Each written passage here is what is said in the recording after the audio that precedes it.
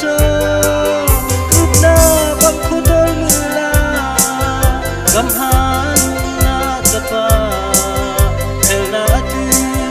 thelbi akun hala dilai ko gal phil to imlo katol pati Giêsu Christ katol jekata Kaina asap replo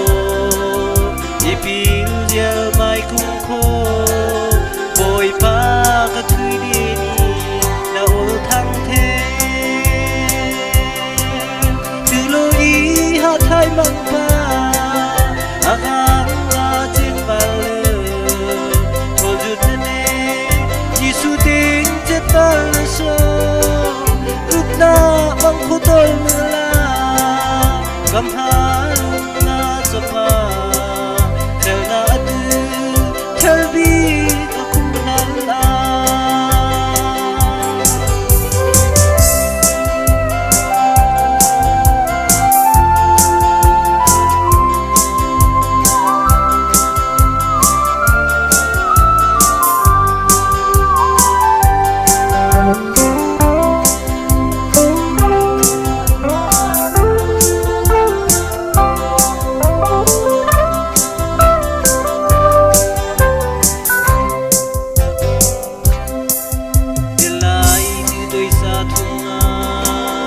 Ai mong na katlat de asap thai muni di lai ngai mong na Giêsu